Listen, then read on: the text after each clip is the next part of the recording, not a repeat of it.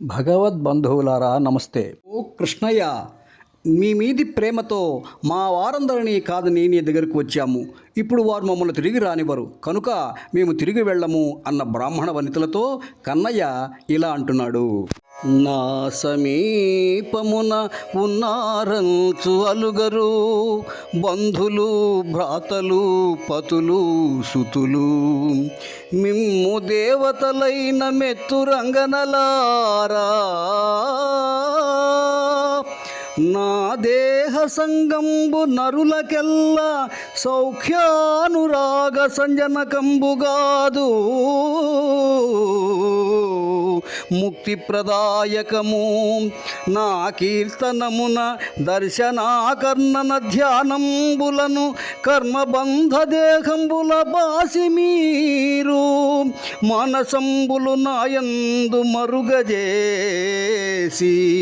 నన్ను చేరదరట మీద నమ్ముడనుచు పలికి వారలు తెచ్చిన భక్షణాదులు ఆప్తవర్గంబుతో హరి ఆరగించే.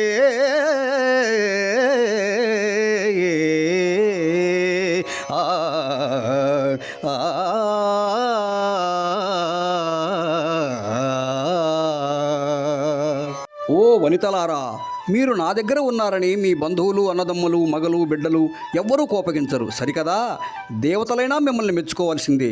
నా దేహంతో కూడి సంబంధం కామసౌఖ్యాన్ని కామబంధాన్ని కలిగించదు, ముక్తిని ప్రసాదిస్తుంది. నన్ను దర్శించడం, వినడం, స్తుతించడం, ధ్యానం చేయడం, మీ మనసులు నాయందే లగ్నం చేయడం వలన కర్మబంధాలు ఈడే ఈ దేహం విడిచిన తర్వాత నాలో ఐక్యమవుతారు. నా మాటలు నమ్మండి అని కన్నయ్య వారు తెచ్చిన ఆహార పదార్థాలను తన ఆప్తులతో కలిసి భుజించాడు. పరమేశ్వరార్పణంబుగా పరజనులకు భిక్షయిడిన పరమపదంబునం వరిగెదరట, తది సాక్షాత్ పరమేశుడు భిక్షగొన్న ఫలమెట్టిదియో.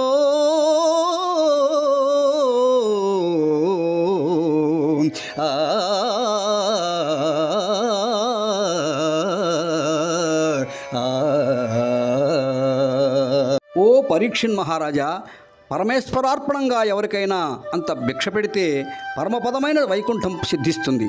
మరి స్వయంగా పరమేశ్వరుడైన శ్రీకృష్ణుడు వారి భిక్ష స్వీకరించడం వలన ఆ బ్రాహ్మణ స్త్రీలకు ఎంత పుణ్యఫలితం కలిగిందో కదా అన్నాడు శుకయోగీంద్రుడు.